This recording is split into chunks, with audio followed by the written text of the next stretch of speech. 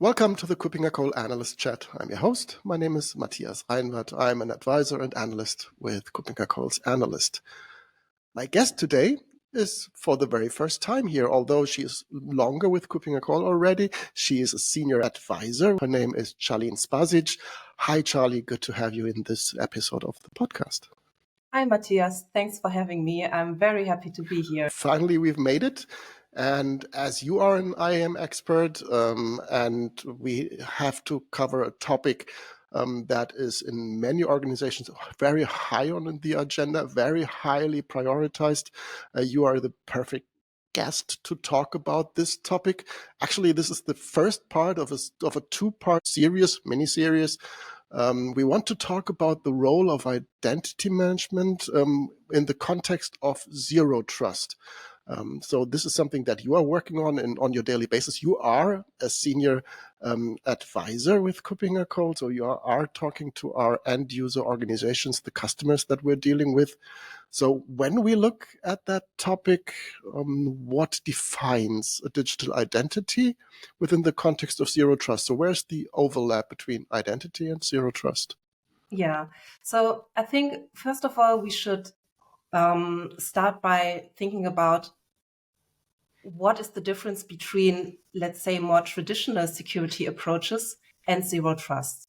So what happened in the past was that employees that were working for organizations had this like physical building where they went to work. They maybe had a badge that they could enter into the office building. Then they went to their working station or their desktop, logged in. That's it. They were in. And this was the approach that was done by some organizations. Now, when we think about what changed and why we need to move to a zero trust focused security approach, it is that the users or the employees are not necessarily located within this static perimeter that defines the organization. People work from remote. They can work from a different country. They use different devices to work with. Maybe they bring their own devices. They have their own laptops that they use for accessing the company data. So we see a shift happening there. And what does define the identity within zero trust is that we have different signals that we have to consider now.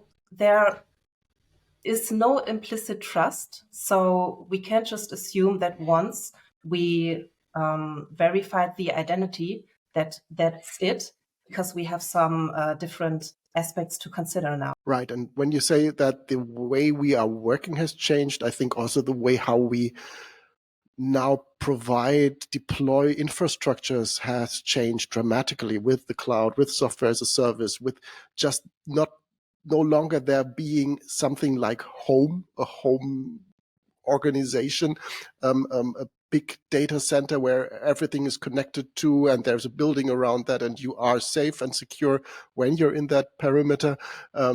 This has changed as well. So infrastructure has changed. The way we are working has changed. And you've mentioned that already. So you need to look at many more details, many more signals, aspects, context information when verifying digital identity.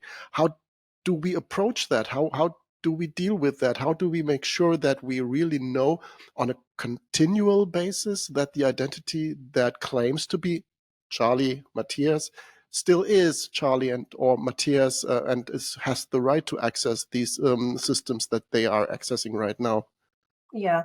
So what has changed is that we need to verify the identity explicitly, meaning that every access request that the identity is trying to perform within the company network has to be verified.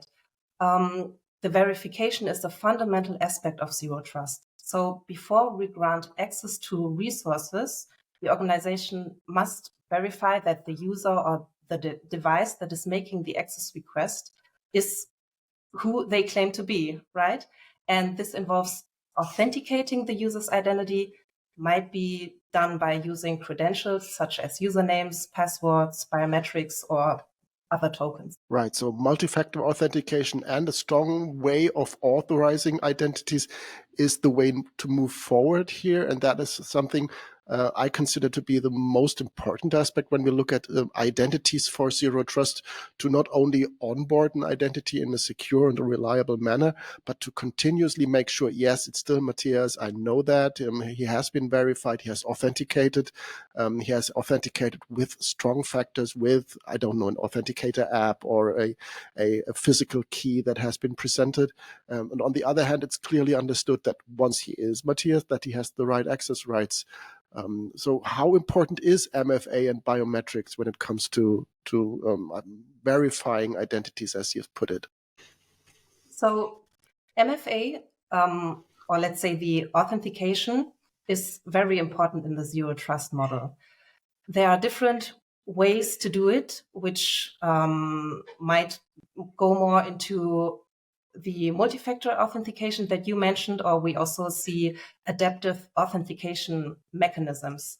So this means that users are required to provide multiple factors to verify the identity, which can be, I mentioned it before, passwords, biometrics, or combination of both. Then we have contextual information going into the location of the user or the time when they try to access the company data, and also behavioral patterns, meaning, let's say, I'm usually working between 8 and 5 p.m. and it might be suspicious when I try to access data at, 11 p.m. in the evening.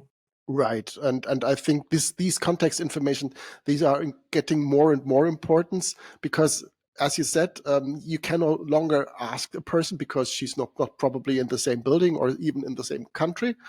So you need to make sure that you understand this behavior that people are usually exposing. You need to understand what is considered to be normal, 8 to 5, as you've mentioned, and what is considered to be an outlier, what is not normal, what needs to be flagged as something that requires at least some more confirmation. That is where identity comes into play again, to say, okay, I have this identity in a shape or form that allows me to get to this additional layer of authentication to really understand, yes, even if I ask a more detailed question, for example, provide more context, another factor, we are in a situation from an IAM perspective to provide this information to really make sure that this communication still is valid and wanted and something that needs to happen to complete the business purpose.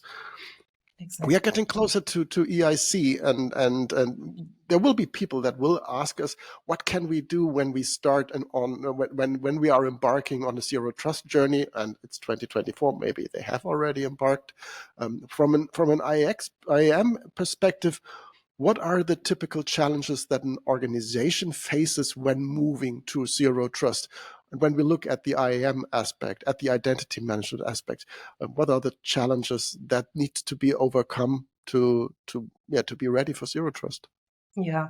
So from my experience, I think that organizations need to have a good governance on their identities. So they must be very sure which identities do belong to their organization, whether it be people, whether it be devices, and if they have the necessary business purpose to perform these actions that they are trying to do.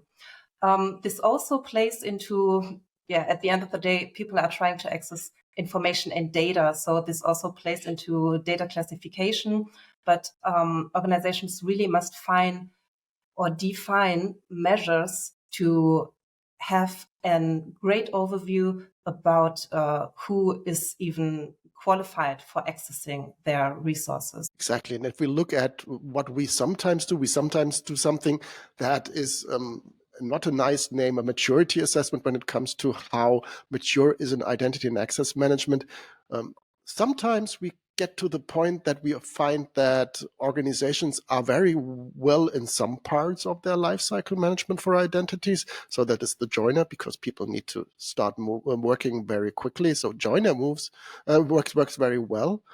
Usually, the same is true sometimes mostly for the lever, because when people no longer need access to systems, that might be already well covered. But we find in some organizations, not to say many, that the mover process, so when people change position, change their job description, change location, change country, maybe even change organization within a group of organizations, that these processes are not to be considered well covered. And I think that is also an important point to start when getting to better identity management processes, and thus to stronger, to more trustworthy identities, because when their role changes, identities, of course, will change with their attributes, their roles, their assigned access. Is this something that you see in the project that you're working at as well? Yeah, this is something that we see. So I totally agree on this, and also the way you outlined the different identity processes that organizations are facing. When it comes to zero trust, one of the key principles that organizations need to enforce is the principle of least privilege. And this can be very challenging when we think about the move-up process. So the employees are within the organization, maybe for many years. They switch from one position to another, and they collect probably a big set of access rights, which might give challenges when we think about attackers and how they try to exploit identities. And if after an identity is compromised, the larger the blast radius, so to say, of an compromised identity can get, the more harm it can do to the organization. So that's why I agree that great processes are a big benefit when moving towards zero trust. And the enforcement of least privilege is also very relevant there. Yeah, I absolutely agree. Because if we consider this concept of zero trust being the combination of identity plus device plus network plus system to access and maybe data, so this 5 aspects describing an access without a proper verification of an identity and all the processes behind that, a strong authentication, but then also understanding what this identity represented through an account, through a device that acts on behalf of the identity.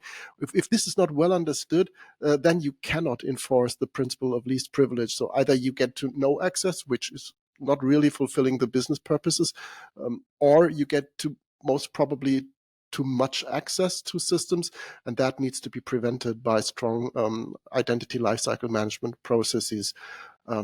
Another aspect in this context that I just mentioned, so these 5 aspects from user to device to network to system and data, one aspect that is getting more and more importance and visibility is the aspect of continuous authentication, and the focus is on continuous authentication. How does that play into these real-time security demands of zero trust, and what does it mean? So in a zero trust model, trust can never be just assumed. So the access decision have to be continuously evaluated. And this is done by using various factors. We talked about it before. We have the user behavior, we have device health, and we have other contextual information. So continuous authentication enables organizations to verify the identity of users or devices while they are trying to interact with the network. So we cannot simply say when an identity authenticated once, then everything is fine. There might be influences that could lead to a potential malicious act that the identity is trying to do. So this also plays into the concept of always verify, never trust. And I think it's really great fundamental here. So exactly. So if you consider that you have no longer any physical control over people, that might mean then somebody is using a device within a context, say a Starbucks during vacation in a network that is untrusted, and nevertheless they authenticate safely and securely. They are understood as being Matthias, and that the action that I'm executing actually is valid and wanted, and we should grant this access. But during this transaction, my iPad gets stolen, or I just leave it on the bench, and I leave my table at the Starbucks, and I leave my iPad. Account takeover, in the simplest of cases, just by forgetting something, might lead to the situation that that the person, the account that is acting is no longer me. And this needs to be well identified. So continuous authentication needs to verify whether this is still Matthias. The technologies that are actually providing this functionality sometimes are very intrusive to understand, is this really Matthias? But nevertheless, this continuous authentication. This is this never trust or no implicit trust, always verify. So there's a lot to do when it comes to managing identities for zero trust. That sounds like we are doing all this identity management only for zero trust. And I think this is the topic that we will cover in the second episode of this series, when we look at, once we've done that, does it make sense for other purposes as well? So for this time, thank you very much, Charlie, that you have been my guest. We will meet again soon to continue that conversation. And then we will look at the bigger picture of doing identity and access management for zero trust, plus beyond. For the time being, thank you very much for being my guest today, Charlie.